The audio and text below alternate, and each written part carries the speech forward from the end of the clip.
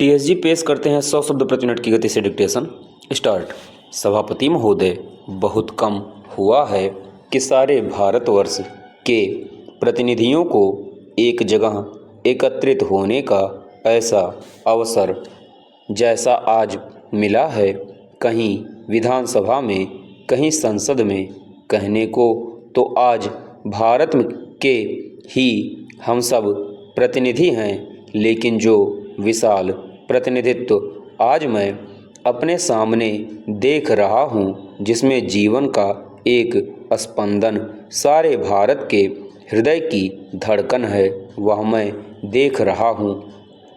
शायद अन्यत्र ऐसा दृश्य नहीं मिलता, इसलिए आप सबको फिर एक बार मैं हृदय से कहना चाहता हूँ कि यह साक्षात्कार आपका और हमारा हो रहा है। यह एक नए इतिहास की नींव डालता है, यह एक नए इतिहास का प्रतीक है। यदि कहा जाए कि सन 1947 के बाद भारत की कोटि कोटि जनता को और एक बार स्वतंत्रता मिली है और एक बार स्वराज मिला है और सच्चा स्वराज मिला है, जिसका वे अनुभव कर सकते हैं, जिसको वे उपयोग कर सकते हैं, तो इसमें कोई अतिशयोक्ति नहीं होगी। चेंज।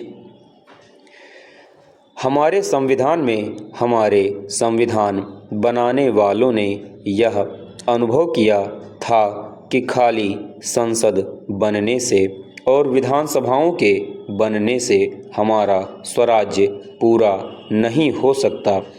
हमारे स्वराज का ढांचा, हमारी संसद का ढांचा पूरा नहीं होता, लेकिन उनके पास समय नहीं था।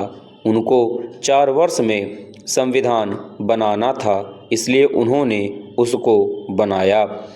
केंद्र और राज्य स्तरों पर बनाया और उसके आनुषंगिक जो भी संस्थाएं और संगठन हो सकते थे, जिनकी कल्पना की जा सकती थी, जैसे उच्चतम न्यायालय, उच्च न्यायालय और लोक सेवा आयोग, इन सारी चीज़ों की कल्पना करके उन्होंने संविधान बनाया। लेकिन बहुत कुछ उनको छोड़ देना पड़ा। 4 वर्ष में वे पूरा नहीं कर सकते थे। इसके कई कारण थे। संविधान सभाओं की चर्चाओं में कई बातें आ गई थीं।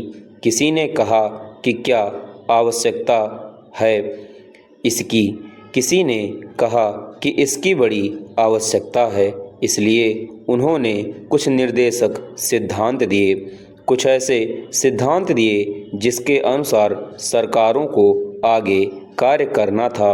उन्होंने कहा कि यह आप कीजिए। उनमें से पंचायती राज एक है। उन सिद्धांतों में यह भी है कि जितना शीघ्र हो सके यहाँ पंचायती राज संस्थाएं स्थापित हों। पूर्ण विराम। आज मैं आपको एक छोटा सा उदाहरण देता हूँ। हमने अपने लिए लोकतांत्रिक पद्धति चुनी, अपनाई, लेकिन लोकतांत्रिक पद्धति का क्या आशय होता है? पूर्ण विराम। चेंज। उपाध्यक्ष महोदय, हम समझते हैं कि कदम कदम करके बढ़ना अच्छा है और यह भी अनुभव करते हैं कि पूर्ण रूप से आदर्श संधि संभव नहीं है। फिर भी यह अपेक्षा करना उचित ही होगा कि 18 राष्ट्रीय निरस्त्रीकरण समिति, जो निरस्त्रीकरण के उपाय निकालने के लिए ही बनाई गई थी, इस दिशा में कुछ ठोस सुझाव सामने रखेगी, भले ही वे मामूली हों। संधि के प्रस्तावित मसौदे से निरस्त्रीकरण को प्रोत्साहन नहीं मिलता और जब तक बड़े बड़े राष्ट्र नए नए परमाणु अस्त्र निकालते रहेंगे और इस पर कोई कार्रवाई नहीं होगी, तब तक विश्व की सुरक्षा की भावना आगे नहीं बढ़ सकेगी। चाहे परमाणु अस्त्र वाले राष्ट्र हों या दूसरे राष्ट्र, जब तक कुछ न कुछ आत्मसंयम करने वाले उपाय नहीं किए जाएंगे, तब तक निरस्त्रीकरण की प्रगति के लिए कोई सार्थक आधार नहीं मिल सकता। भारत बार बार यह घोषणा कर चुका है कि वह परमाणु बम नहीं बना रहा है और परमाणु ऊर्जा का केवल शांतिपूर्ण उद्देश्य के लिए विकास कर रहा है। सुरक्षा समेत समस्या के सभी पहलुओं का राष्ट्रीय दृष्टि से मूल्यांकन करके हम इस परिणाम पर पहुँचे हैं। पूर्ण विराम। एक माननीय सदस्य ने इस बात पर जोर दिया कि शांतिपूर्ण उद्देश्य के लिए परमाणु ऊर्जा के उपयोग की नीति को बदला जाए। मैं माननीय विरोधी सदस्य को यह आश्वासन देना चाहूँगी कि सरकार की नीति चाहे जो कुछ हो, उसका इस बात से कोई सरोकार नहीं कि कोई विशेष वैज्ञानिक अहिंसा में विश्वास रखता है या नहीं। वह उसका निजी मामला है। उसकी देखरेख में अगर ऐसा कोई कार्यक्रम चलता है तो उसको सरकारी नीति का पालन करना होता है। यह नीति राष्ट्रीय हित और विशेष रूप से राष्ट्रीय सुरक्षा के बारे में अच्छी तरह सोच विचार करके निर्धारित की जाती है। मैं सदन को यह आश्वासन देना चाहूँगी कि सरकार इस नीति और सुरक्षा से संबंध रखने वाली सभी नीतियों को बहुत अधिक महत्वपूर्ण समझती है और निरंतर इनकी समीक्षा होती रहती है।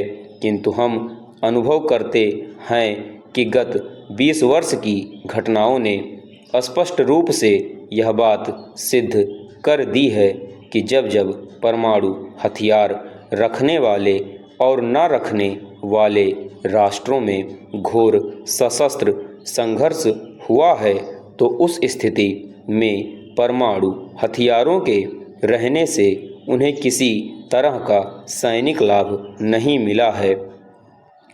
हम समझते हैं कि विकल्प केवल परमाणु बम बनाने का ही नहीं है। पूर्ण विराम। चेंज। सभापति महोदय, मैं आपको बता सकता हूं अपने अनुभव से कि भारत जब स्वतंत्र हुआ तो यहाँ बहुत दंगे हुए, लोगों को बड़ी परेशानी हुई और उनको इधर से उधर जाना पड़ा। तो कुछ लोग कहने लगे कि इस स्वतंत्रता से हमें क्या मिला, इस जनतंत्र से हमें क्या मिला, इस लोकतंत्र से हमें क्या मिला।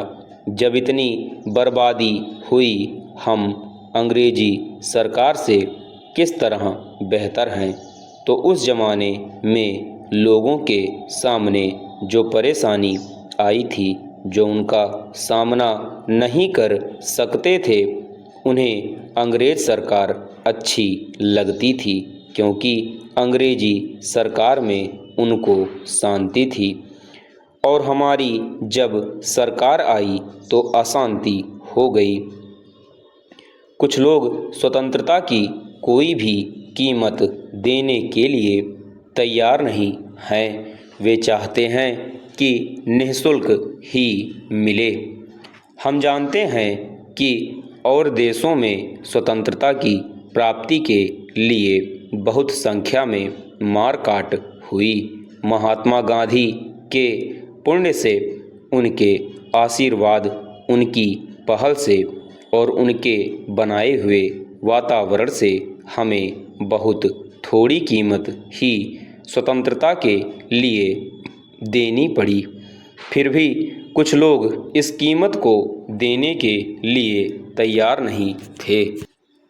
इसलिए यह कहना कि अगर एक बार हमें जनतंत्र मिल गया तो हमेशा के लिए पक्का रहेगा, यह ठीक नहीं है।